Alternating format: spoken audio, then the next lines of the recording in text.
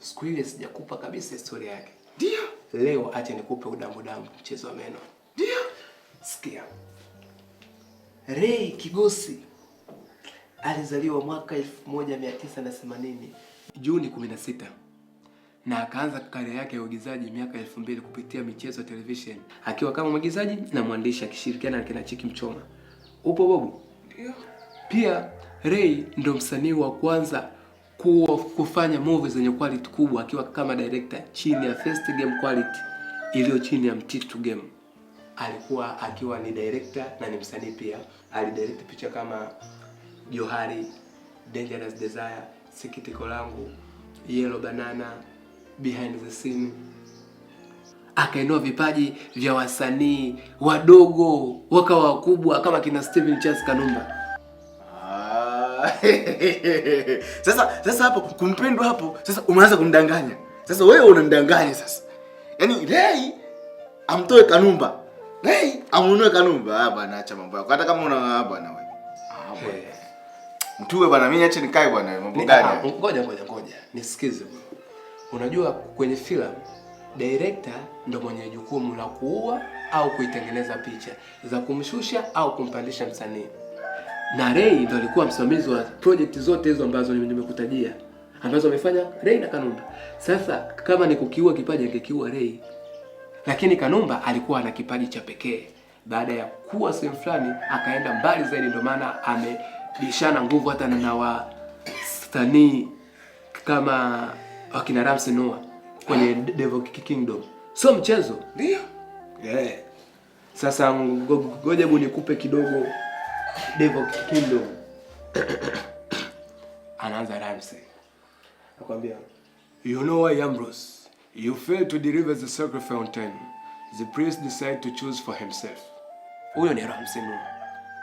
Kanumba anakuja anawaka pale. Anakwambia, why did you inform me to find alternative overcome to me?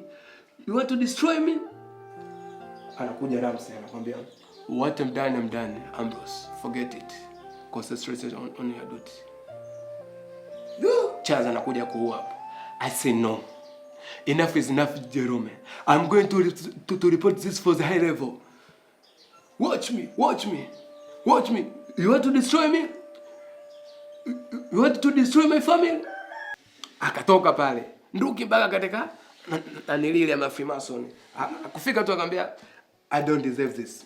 Why are you take my family because for sacrifice?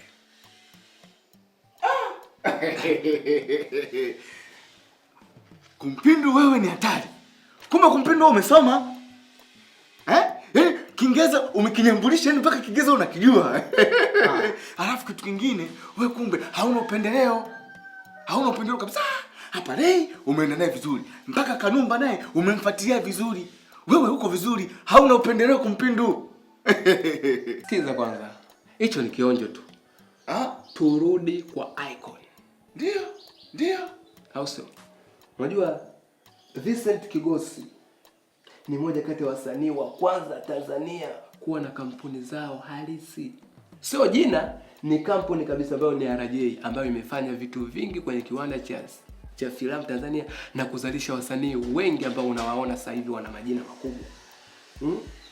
Na pia Ray kashachukua tuzo ndani na nje ya nchi ya Tanzania. Kama Rwanda, au sio? Uganda alichukua 2019. Akaja akachukua na Nigeria pre-launch. Akaja akachukua tuzo China.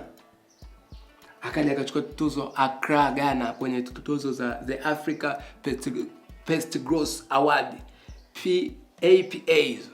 Alichukua kama Best Male na Tanzania kutoka wawili, yeye na Ivory Jerry Mona Lisa.